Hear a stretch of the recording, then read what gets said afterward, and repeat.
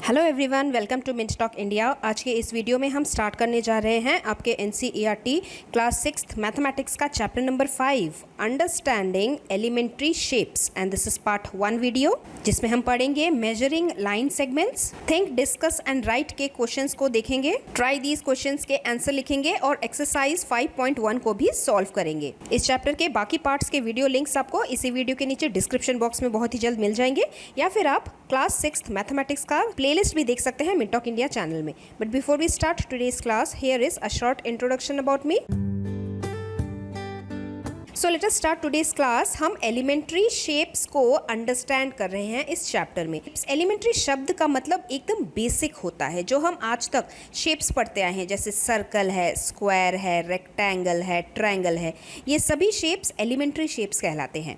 अब ये सभी शेप्स या तो कर्व्ड लाइन से बनते हैं जैसे सर्कल, या फिर स्ट्रेट लाइन से बनते हैं जैसे बाकी सब पॉलीगन्स। और ये सभी शेप्स एक दूसरे से बहुत अलग होते हैं, साइज में भी अलग होते हैं और शेप में तो अलग है ही। तो शेप के साइज के डिफरेंस को पता करने के लिए हमें लाइन सेगमेंट्स, जिनसे ये शेप बनते हैं, इनको मेजर करना बहुत अच्छे से आना चाहिए। सबसे पहले लाइन सेगमेंट क्या होता है? A line segment is a fixed portion of a line, और इन्हीं दो फिक्स्ड पॉइंट के बीच का जो डिस्टेंस है, the distance between the end points of any two fixed point is the length of this line segment. अब इन line segments को लेंथ मेजर करने के टोटल 3 तरीके हैं। There are 3 ways to measure the line segment. The first method is just by comparing by observation. सिर्फ हम देख के ही एक गेस लगा सकते हैं कि 2 या 3 गिवन लाइंस में से सबसे बड़ा कौन सा हो सकता है, छोटा कौन सा हो सकता है।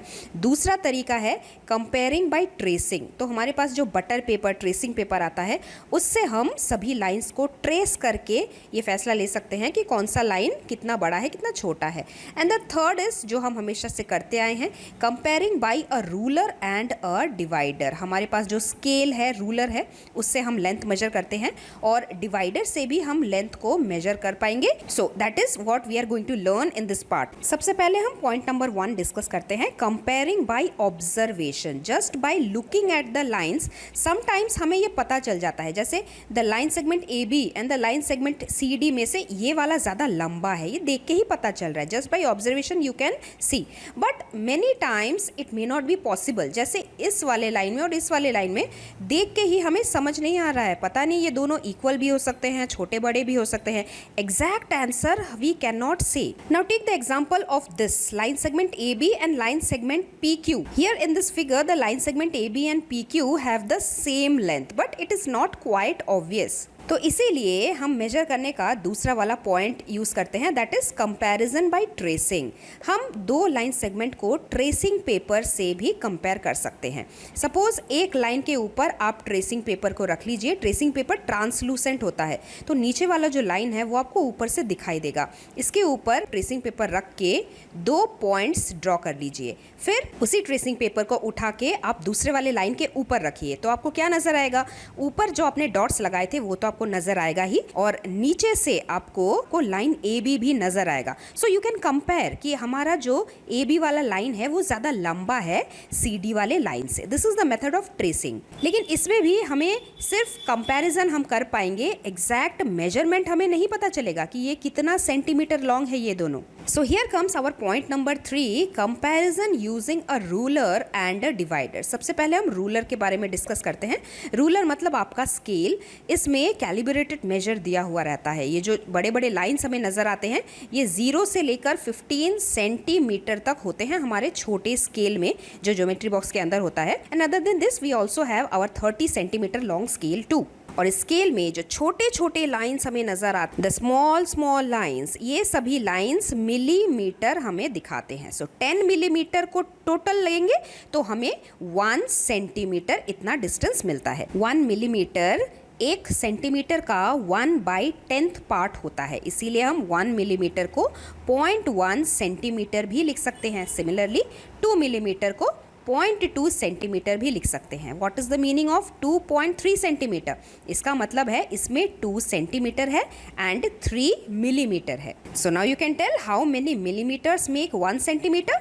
10 millimeters will make 1 centimeter. What do you mean by 7.7? This means 7 centimeter and 7 millimeter. लेकिन कई बार हमारा ये जो प्लास्टिक का रूलर होता है ये बहुत मोटा होता है, थिक होता है. So sometimes we may face some difficulty in reading the marks properly. ये छोटे छोटे लाइंस इतने नज़दीक होते हैं कि मोटे स्केल से एक एक पॉइंट हमें रीड करना डिफिकल्ट हो जाता है. कई बार हम ठीक पोजीशन से भी नहीं देखते. It creates the positioning error. मतलब जहाँ पे लाइन स्टार्ट हो रहा है और जहाँ पे लाइन ख़त्म हो रहा है हमें ठीक उसके ऊपर, correct position of I is हमें ठीक उसके ऊपर देखना पड़ता है. अगर हम साइड से देख रहे हैं तो लाइन हमें थोड़ा पीछे नज़र आएगा. अगर हम इस साइड से देख रहे हैं तो लाइन थोड़ा एक्स्ट्रा नज़र आएगा. So these will create the wrong measurement. So think, discuss and right. Question number 1. What other errors and difficulties might we face while measuring a line? So, in comparison by just observation, we cannot always be sure about our judgment. If we are comparing by tracing, we have to be accurate in tracing. Tracing paper रख के हम जो dots लगा रहे हैं वो एकदम accurate होना चाहिए. और दूसरे लाइन के ऊपर जब हम ट्रेसिंग पेपर को बिठाएंगे तब डॉट के ऊपर डॉट पहला वाला एकदम कोइंसाइड होना चाहिए. अगर वो ऊपर नीचे हो गया तो हम अच्छे से ट्रेसिंग करके ऑब्जर्व भी नहीं कर पाएंगे. And in comparison using a ruler, the thickness of the ruler may cause difficulty in reading the marks on it. हमारे ज्योमेट्री बॉक्स में कुछ इस तरीके का इंस्ट्रूमेंट रहता है, इसे हम डिवाइडर बोलते हैं. फॉर एग्जाम्पल, जिस भी लाइन को हमें मेजर करना है, डिवाइडर के इन दोनों आर्म्स को ओपन करके ठीक उस लाइन के starting point and and point पे हमें इन दोनों आर्म्स को रखना होता है. और फिर इन दोनों आर्म्स को बिना शेक किए, बिना हिलाए स्केल के ऊपर रखना होता है. और 0 मार्क से स्टार्ट करके हमें देखना होता है कि ये आर्म कितना लंबा खुला है. जितना लंबा ये आर्म खुला हुआ रहता है, जहाँ सेंटीमीटर पे ये कोइंसाइड करता है दूसरा वाला आर्म, वही हमारा मेजरमेंट होता है. So in this case the line is 4 centimetres long. अब डिवाइडर यूज़ करने का डिफिकल्टी ये है कि डिवाइडर को इस पोजिशन पे हमेशा टाइट रहना होता है. आपने यहाँ पे देखा होगा एक स्क्रू है पीछे, तो अगर ये स्क्रू थोड़ा ढीला हो जाता है तो क्या होगा, ये दोनों आर्म्स जो हैं ये हिलते रहेंगे. मतलब हमने एक पोजीशन पे मार्क किया कि हमारी लाइन इतनी लंबी है, लेकिन स्केल तक जाते जाते हमारा आर्म थोड़ा ज़्यादा ही खुल गया, तो मतलब क्या हुआ, हमारा मेजरमेंट रॉन्ग हो जाएगा. तो इसीलिए आर्म का ये जो पोजीशन है यहाँ पे हमेशा हमें टाइटनेस बनाए रखनी होती है. और तभी जाके हमने इस लाइन पे जितना मेजरमेंट लिया था उतना ही मेजरमेंट हम अपने स्केल पे करेक्टली मेजर कर पाएंगे. So difficulty in measuring through a divider is the divider might be loose and the arms might move while measuring. Let us see question number 2. What kind of errors can occur if viewing the marks on the ruler is not proper, and how can we avoid it? If viewing the mark on the ruler is not proper, मतलब अगर आपने ruler के ऊपर के marks को ठीक से observe नहीं किया, ठीक से काउंट नहीं किया, तो क्या गलती हो सकती है. If viewing the marks on the ruler is not proper, then the length measured will not be exact, your answer will be wrong. To get the correct measure, the edge should be placed correctly. मतलब हमें अपने ruler को properly place करना होगा line के ऊपर. We should look vertically above the mark, or we can use a divider also to compare the lengths, and that also we should look. और उसके लिए भी हमारी आंखों का करेक्ट पोजीशन एकदम मार्क के ऊपर ही होना चाहिए. Now some try these question. Number 1, you have to take a postcard and you by the above technique you have to measure the adjacent side. तो postcard एक rectangle होता है, इसका जो length होता है वो है 11.7 सेंटीमीटर और उसका जो breadth है वो होगा 9.7 सेंटीमीटर. सेकेंड क्वेश्चन में select any 3 objects that have flat top. तो मैंने यहाँ पे बुक, नोटबुक और फोटो फ्रेम लिया है. You have to measure all the sides of the top using a divider and ruler. तो इसी मेथड से हमने बुक को मेजर किया. That comes out to be 24 centimetre and 15 centimetre breadth. Notebook का length 21 centimetre, breadth 14 centimetre. Photo frame का length 25 centimetre and breadth 20 centimetre. Now let us see exercise 5.1 question number 1. What is the disadvantage in comparing line segments by mere observation?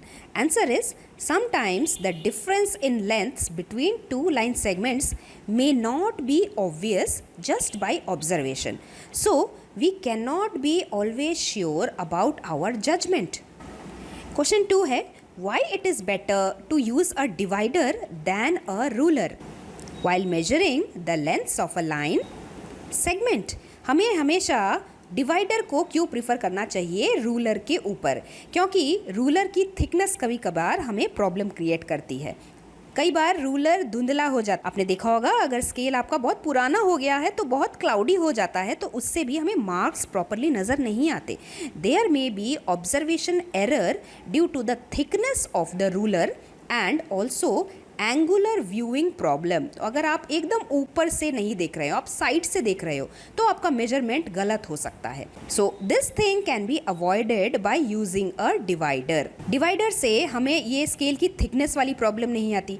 Scale अगर एकदम clear नहीं है, cloudy हो गया है, पुराना हो गया है, तो वो प्रॉब्लम नहीं आएगी। लेकिन ध्यान यहाँ देना है कि डिवाइडर जहाँ पे जॉइन होता है इसके दो आर्म्स, वो स्क्रू हमेशा टाइट रहना होता है।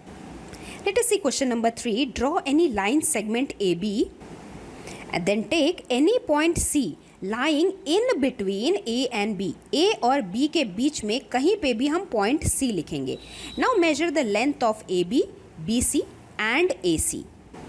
अपने रूलर और डिवाइडर का यूज़ करके आपको ए बी का लेंथ मेजर करना है। तो मेरे इस लाइन पे मान लीजिए 7 सेंटीमीटर आ रहा है। Then you have to measure the line segment B C. Suppose मेरे वाले ड्राइंग में ये 3 सेंटीमीटर आया है। उसके बाद हमें ए सी लाइन सेगमेंट को मेजर करना है, which comes out to be 4 centimetre for me. So now you have to tell, is A B is equal to A C plus B C. A B जो पूरा 7 centimetre है, क्या हम ए C plus B सी करेंगे तो वो मिल जाएगा? तो देखिए बी सी 3 सेंटीमीटर मुझे मिला था और ए सी जो है ये 4 सेंटीमीटर मिला था, एंड 4 + 3 इज 7 centimetre. So yes, we can say this is true.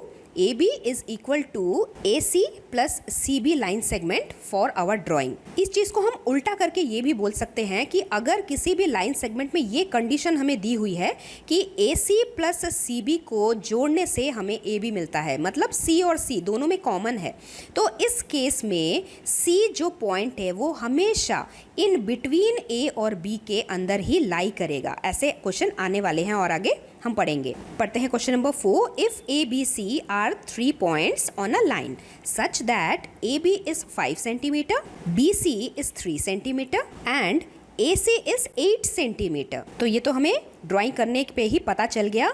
A B अगर 5 है, बी सी अगर 3 है और 5 + 3 को हम करेंगे तो क्या होगा, हमें 8 मिल जाएगा, जो कि the line segment A C का लेंथ है। So your question is which one of them lies in between the other to.